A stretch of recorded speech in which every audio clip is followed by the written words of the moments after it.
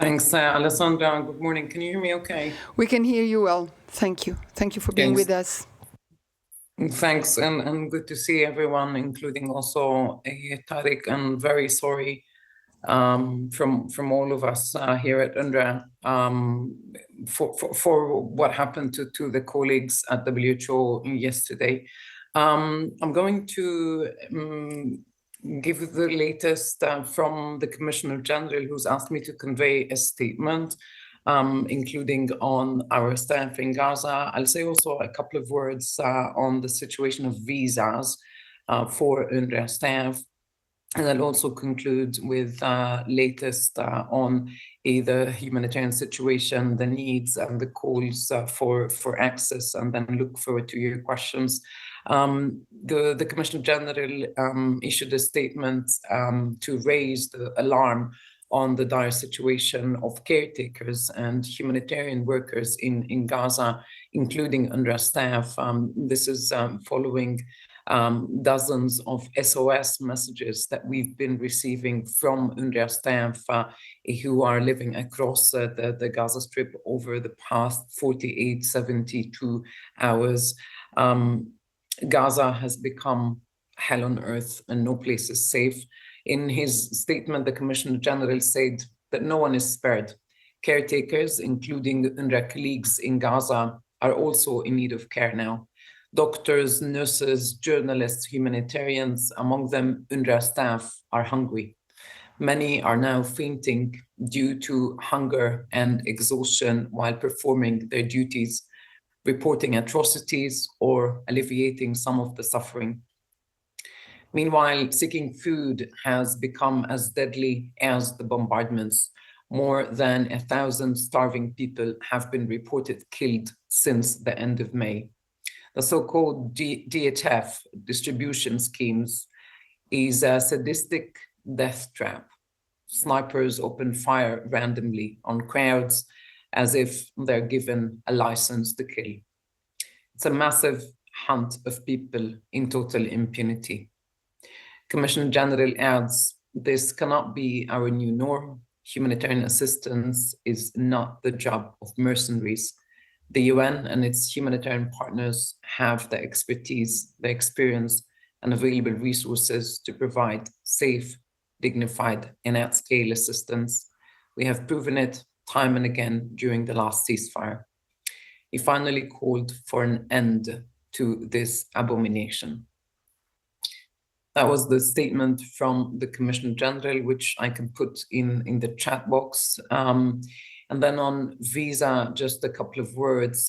We've learned this week that the visa renewal of the head of OCHA in the OPT was denied by the Israeli authorities. We wanted to put things in perspective in case it's helpful for you reporting. While this is the latest of such decisions from the Israeli authorities, is certainly not the first. We've noticed at UNRWA a pattern of visa restrictions and denials, preventing our staff members from doing their work. We at UNRWA have been in particular affected. If we go back to March 2024, the UNRWA Commissioner General was denied entry to Gaza by Israeli authorities. He has not been let back into Gaza since March 2024. In addition to that, his visa to Israel, which would normally allow him to visit the occupied West Bank, including East Jerusalem, has not been renewed for over a year now, since June 2024.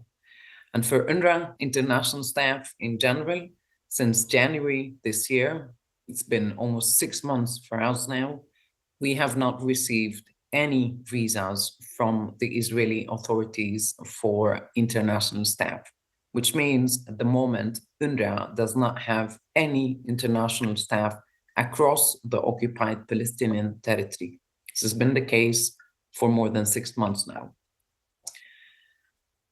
We have our local Palestinian staff who continue to hold the fort in the Gaza Strip and the West Bank. They're doing a stellar job under very, very difficult circumstances. We do hope that we would be granted visas to go and support our Palestinian staff in the humanitarian mission that they're undertaking.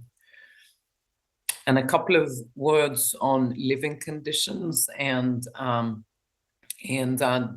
impact of lack of basic supplies, a little bit away from food and the risk of famine that continue to be looming in Gaza.